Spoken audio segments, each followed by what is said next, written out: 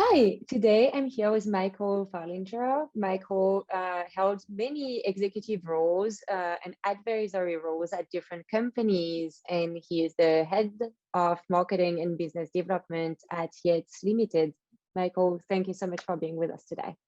Thank you for having me. So today I have a very interesting and interesting question for you that I think a lot of marketers have challenges when addressing that kind of market. So your company is targeting really large, Fortune 500 companies, right? And you're targeting C-level executives. And so to reach this kind of personas, you obviously need kind of a very different approach than when you're targeting a broader market. That's right. So my question to you is, how do you approach marketing to a high-level executive at really large companies, especially when you are yourself in kind of a small or medium business and you don't have, unlimited resources, and you need to be really strategic about your approach? That's right. That's right. It's a great question, and I will tell you, to all of my sales brethren out there who are not necessarily doing the marketing part, it is a really difficult thing to do. Do not underestimate this effort, and I'm sure anybody's that they're out there doing it today. I'm preaching to the choir. It is really difficult. When I think about it, in more from a marketing perspective, it really comes down to five things that are the most important. We're a small business doing this, right? And we're pitching consulting services, transformational change, things like that, really very substantial, not only from a cost perspective, but also just in terms of gravity of what we're doing. So it comes down to five things for me. Number one, when you're looking at the C-suite, the objective should never be, as a marketer or a salesperson, the objective should never be to that first ping or that first outreach. You're not trying to sell something at that point. You are trying to build a relationship. I can tell you, after doing this for a lot of years, making that your number one priority will go a long way in generating results. You have to rethink what you're trying to do. I understand if you have a product, a piece of software, an app, whatever it is, right? And you're a small business and you're all lathered up. I've got the greatest thing since sliced bread. That's awesome. But you have to build a relationship first. That C-level executive needs to believe in you and why you're doing what you're doing before you ever get to a product or service. It takes time. And the best advice I can give there is just be genuine and be yourself. There's only, in the Fortune 500, if that's your target market, there's only 500 of them. So Right, right. if you blow the marketing strategy and you go out to all 500, you potentially do some damage there. So build a relationship, not the appointment out of the gate. Number two, you need to understand and respect the risk that you represent as a small or medium business to the C-level person that you're pursuing.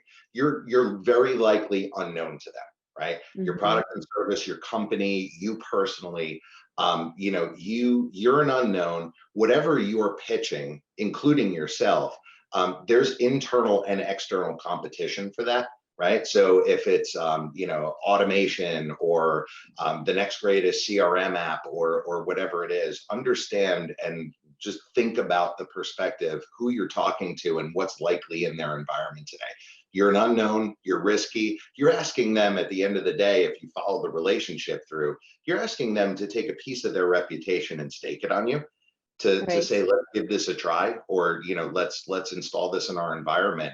That's a big risk for them, because if it goes south, it goes right back to the source, right? So Right. you need to understand that risk and respect it as you're marketing to these folks. The other thing is, and what I know you and I have talked about previously, is you really need to be thorough and thoughtful in the message that you're sending.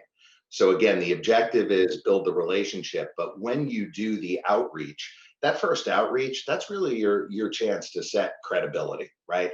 So you're asking them for an investment of their time to review your message, to think about what it is that you're saying. You get hundreds of these every week. So do your research and be relevant. because it does build the credibility. Read the quarterly reports and the annual reports. Scrub the news. It's a wonderful thing, the internet, right? We have all kinds of information out there. All of it is available. Read the bios and backgrounds of the executives, their peers, not just the person you're targeting, but also their peers. Do your homework on relationship triangulation. Look at the board of directors, look at the strategic partners that the company has announced, and start to bring those pieces together and formulate a strategy that is very relevant. So when that message hits them, it's something that's on point, it's relevant to what's happening in the business and their marketplace, and it's not COVID. Right? That is, everybody knows COVID's out there, so I would stay away from that. But yeah, I'll give you a great example. I'll pick on artificial intelligence. So AI and automation or robotic process automation. There's a lot of activity in that space today. A lot of them are SMB businesses. We have the greatest automation tool ever. You need to check this out, and goes, well, you know what that C-level executive is thinking? I spend 50 or 60 million a year with Microsoft, and they do that too. So what exactly are you proposing to me? That I displace that portion of my Microsoft? Like, you need to think through how you're going to position this, and doing that homework and that triangulation ahead will really help you. Two more quick things. One of them is very tactical, which is, I have learned this lesson the hard way. Don't send attachments and links, especially to C-level executives. It is very rare. You will now, especially these days, with all the phishing attacks and things like that, very rare you will make it through the firewall. And number two, your audience is likely going to give 10, maybe 12 seconds to your message on their mobile device. Don't send them to a web page. Don't say, click here, enter your name and phone number. Like, no, it's not going to happen. They're delete, right? That's the immediate response, and you're done. It's just not gonna get read. So that's the tactical piece.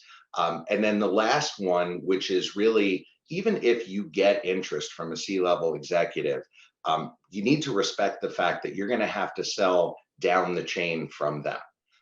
So as you're formulating your marketing strategy and you're thinking about, okay, I want to target the CIO at ABC company, and they have a great, technology refresh going on, or there's this massive transformation. That's awesome.